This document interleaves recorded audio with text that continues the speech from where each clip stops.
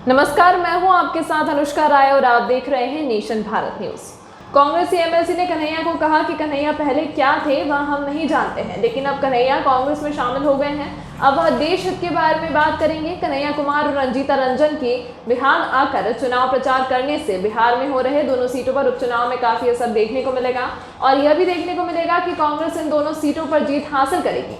साथ ही साथ उन्होंने कहा कि राजद ने हमारे साथ विश्वासघात किया है और इसका खामियाजा राजद को भुगतना पड़ेगा। दोनों सीटों पर हम विजय होंगे और राजद और जदयू हारेगी। को कन्हैया कुमार बिहार आ रहे हैं और बिहार आने से पहले ही कई सवाल उठने लगे हैं। सवाल ये उठ रहा है कि डूबती हुई नैया कहने वाले कन्हैया कुमार को उसी नैया को पार लगाने आ रहे हैं क्या। दूसरा सवाल ये उठ रहा है कि टुकड़े टुकड़े गैंग में बांटने वाले सरदार हैं कन्हैया कुमार। देखिए, कन्हैया कुमार पहले क्या बोलते थे ये अलग बात है, लेकिन जब उन्होंने आज के तारीख में समझदारी की बात करनी शुरू कर दी है और उनको ऐसा महसूस हो रहा है कि कांग्रेस पार्टी को अगर मजबूत नहीं बनाया जाएगा तो देश डूब जाएगा, और उन्होंने संकल्प के साथ कांग्रेस की सदस्यता ली है कि हम राहुल गांधी जी के नेतृत्व को मजबूत बनाएंगे और सक्रिय योगदान पार्टी में करेंगे और पूरे देश में घूम घूम कर पार्टी को मजबूत बनाएंगे। आपने कहा कि समझदार हो गए हैं कन्हैया कुमार, तो क्या सीपीआई में थे तो समझदार नहीं थे? नहीं, सीपीआई में थे तो उनकी आइडियोलॉजी अलग थी, वो नेतृत्व के खिलाफ नहीं जा सकते थे। और जब उन्होंने देखा कि वो दबाव में जी रहे हैं, वो घुटन में जी रहे हैं सीपीआई में, जो वो देश हित में बात करना चाहते हैं वो उनका नहीं चल पा रहा है, तो उन्होंने उचित समझा कि हम सीपीआई से अलग होकर के कांग्रेस का हाथ पकड़ेंगे तो निश्चित रूप से कांग्रेस मजबूत होगी तो देश मजबूत होगी। जेडीयू कह रही है कि आप लोगों की पार्टी बीपीएल की पार्टी है। नहीं, बीपीएल के बल पर ही जो समाज में बीपीएल वर्ग है उनको वो नीचा दिखलाना चाहते हैं, हमको नीचा दिखलाना चाहते हैं। तो माननीय नीतीश कुमार जी अगर आज बिहार के सत्ता में बैठे हुए हैं तो बीपीएल का ही समर्थन रहा है और उसी दम पर वो आए हैं, और वक्त बताएगा। वो अभी सत्ता के अहंकार में बोलते रहते हैं। जदयू के प्रवक्ता, बीजेपी के प्रवक्ता, ये सब बराबर अहंकार में, जैसे लगता है कि सत्ता उनकी बपौती हो गई है, अब उनके हाथ से नहीं निकलने वाली है। तो ये अहंकार राजनीति में बहुत दिनों तक नहीं चलता है। व्यवहार से, सद्व्यवहार से सामाजिक जीवन में आदमी ऊंचा उठ सकता है, लेकिन ये छोटी छोटी बयानबाजी से और किसी को गाली देने से कोई बड़ा आदमी नहीं बनता है। हम उनके नेता ही नीतीश कुमार जी हैं, वो इतने बड़े ऊंचाई पर गए, मुख्यमंत्री बने तो गाली देकर नहीं बने, लेकिन पता नहीं उनका जो प्रवक्ता है हर कोई वो सबको गाली ही देता है। तो वो अपने शिष्यों को भी उनको सिखाना चाहिए था।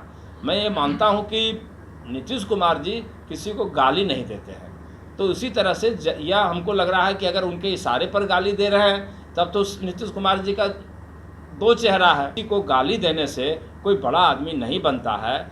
हम उनके नेता ही नीतीश कुमार जी हैं, वो इतने बड़े ऊंचाई पर गए, मुख्यमंत्री बने तो गाली देकर नहीं बने, लेकिन पता नहीं उनका जो प्रवक्ता है हर कोई वो सबको गाली ही देता है। तो वो अपने शिष्यों को भी उनको सिखाना चाहिए था। मैं ये मानता हूँ कि नीतीश कुमार जी किसी को गाली नहीं देते हैं, तो इसी तरह से यह हमको लग रहा है कि अगर उनके इशारे पर गाली दे रहे हैं तब तो नीतीश कुमार जी का दो चेहरा है। लेकिन हम जिस चेहरा को समझते हैं कि नीतीश कुमार जी ऐसा नहीं कर सकते हैं, और उनको अपने प्रवक्ताओं को यह निर्देश देना चाहिए कि किसी को भी नीचा दिखाने की बात नहीं करें।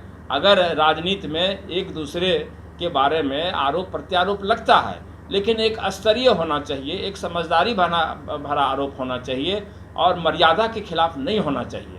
जो हमेशा भारतीय जनता पार्टी के प्रवक्ता को भी देखते हैं, जदयू के प्रवक्ता को भी देखते हैं कि मर्यादा की सीमा को लांघ करके ये लोग बयान देते हैं। सर, एक आखिरी सवाल ये है कि पप्पू यादव ने कुशेश्वर स्थान में अपने प्रत्याशी को चुनावी मैदान में उतारा है, दूसरी तरफ वो तारापुर के लिए कह रहे हैं कि कांग्रेस मजबूत उम्मीदवार को आगे करे, वो समर्थन करेगा, और तीसरी तरफ रंजीता रंजन जो उनकी पत्नी है कांग्रेस की कदावर नेत्री हैं, वो चुनावी प्रचार में आ रहे हैं। देखिए, पप्पू यादव जी के बारे में हम लोग कोई प्रतिक्रिया नहीं करना चाहेंगे। वो कब क्या बोलेंगे हम तब तक नहीं उनके संबंध में टिप्पणी कर सकते हैं जब तक हमारे तरफ से यानी हमारे नेतृत्व के तरफ से कोई हम लोगों को निर्देश प्राप्त नहीं हो जाता।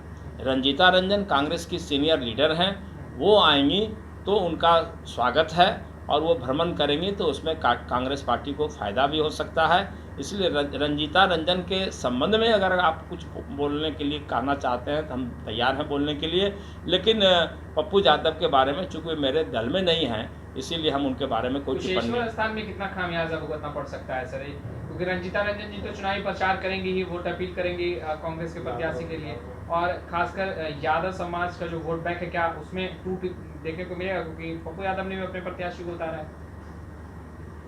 देखिए, रंजीता रंजन के सामने अगर रंजीता रंजन कुशेश्वर स्थान में सक्रिय रूप से प्रचार करेंगी तो उनका ज़्यादा असर पड़ेगा, क्योंकि जब वो बोलती हैं तो बड़ा समझदारी के साथ बोलती हैं और उनके वाणी में भी आकर्षण है।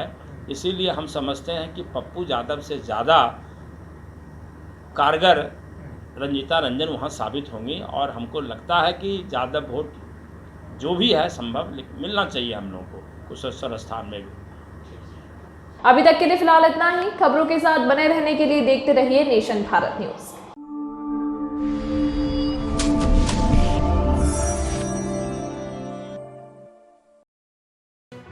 लेटेस्ट खबरों से जुड़े रहने के लिए हमारे चैनल नेशन भारत को सब्सक्राइब करें और बेल आइकन को दबाएं ताकि कोई खबर छूट न पाए।